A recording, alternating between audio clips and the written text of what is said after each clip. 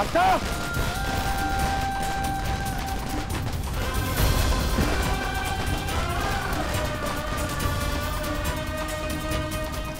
आस्था!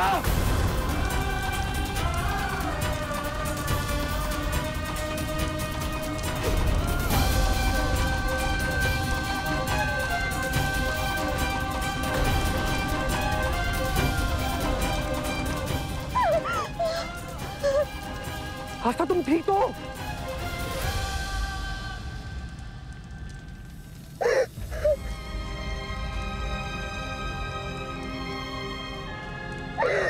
लेकिन तुम यहां पहुंची कैसे? किसने माना तुम्हें? बाबा ने। तुम पागल हो गई हो क्या? ये नहीं हो सकता। चलिए उठिए, बहुत हो गया ड्रामा। अब तक तो वो जलकर स्वाहा हो चुकी होगी।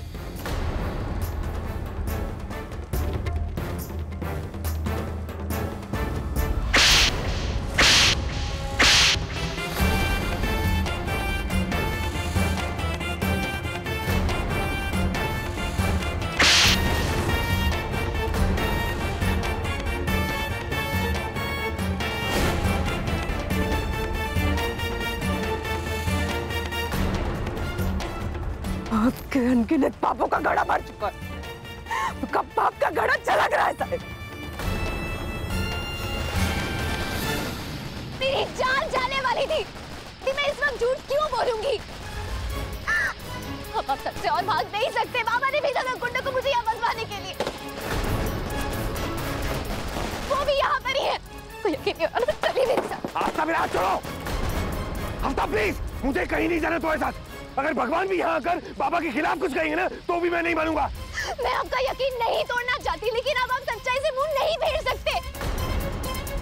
मैंने बाबा की सच्चाई का एक एमएमएस भी आपको भेजा था, वो भी उन्होंने डिलीट करवा दिया। मेरी हालत देखिए श्लोक, आपको सच्चाई साबित करते करते मैं मौत के मुंह तक पहुंच गई थी।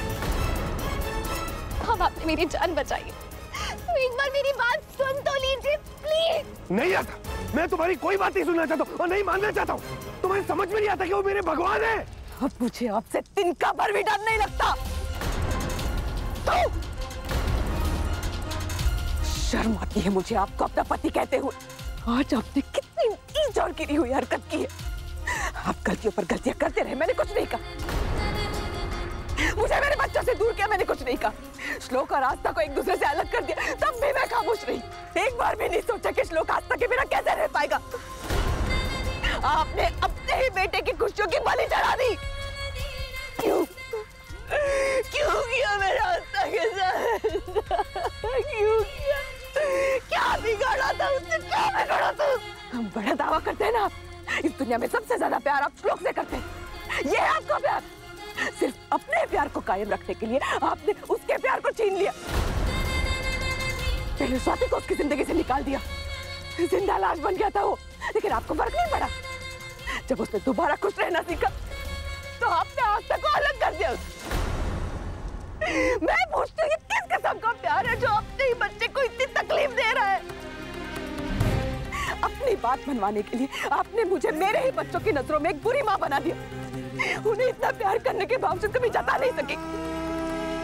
आपने मुझे अपने हाथों की कठपुतली बना दी, जो आपकी बात मानती रही और अपने बच्चों से नफरत बटोरती रही। छल कपट तो आपके रोम रोम में लहू बनकर दौड़ता है। ना आप एक अच्छे पति बन सके, ना एक अच्छे पिता। अगर किसी चीज में माहिर है तो वो है लोगों की आंखों में धूल झोंकना। समझ जाइए साहेब, समझ जाइए। लेकिन आपने संभलने के बाद उसे मार।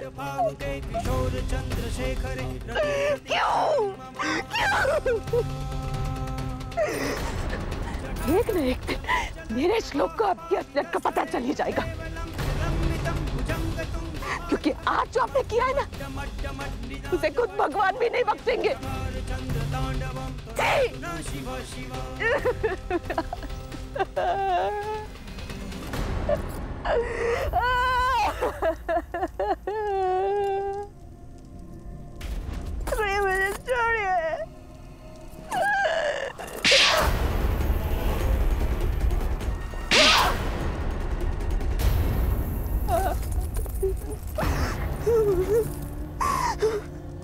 श्लोक मेरा बच्चा है, मेरा प्यार ऐसा ही है। अगर मैं उसे कहता हूं कि दिन है तो दिन है, अगर कहता हूं कि रात है तो रात है। उसके लिए मैं भगवान हूं।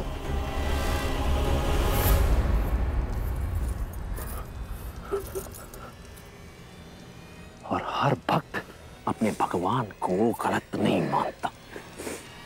मेरी किसी भी असलियत का उसे कभी पता नहीं चलेगा।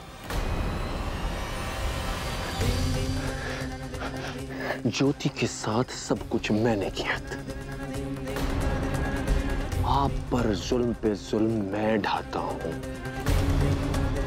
आस्था के लश्कर को मैंने जलाया। उसका जो मुझ पर अटूट विश्वास है अंजलि, उसमें मैं कभी दरार नहीं आने दूंगा। दरार का तो मुझे पता नहीं साईं, लेकिन जब श्लोक का आपकी असलियत का पता चलेगा, उसका आप पर जो विश्वास है वो चूर चूर हो जाएगा। और तब आप अकेले हो जाएंगे, एकदम अकेले। कोई नहीं होगा आपके पास, श्लोक भी नहीं। मैं कितना बुरा हूं ये साबित करने की मुझे बार बार जरूरत नहीं है। मैं और कितना बुरा हो सकता हूं इसका अंदाजा नहीं है। आप सब बताता हूं।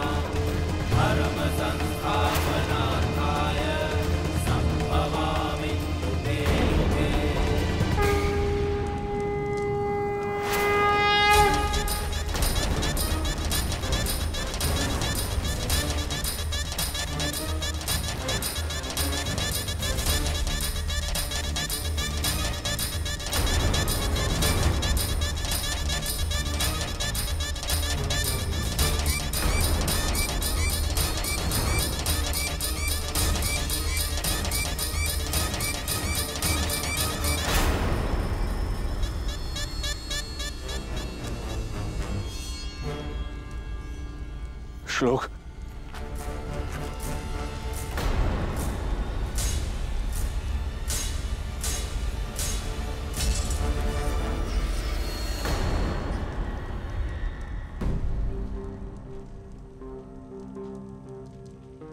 तुम बिल्कुल सही था बेटा। ये औरत कुछ भी कह सकती है, कुछ भी कर सकती है। इनके इरादे नेक नहीं है, ये आज जाकर मुझे समझ आया है बेटा। मेरे बच्चे, ये तुम्हारी आई, मेरी पत्नी तो क्या, ये अरे ये तो औरत कहलाने के लायक भी नहीं है। इन्होंने तुम्हारे और आस्था बेटा के बीच गलतफहमी की दीवार खड़ी की थी। यही है वो। पर किसी बात का भरोसा मत करो।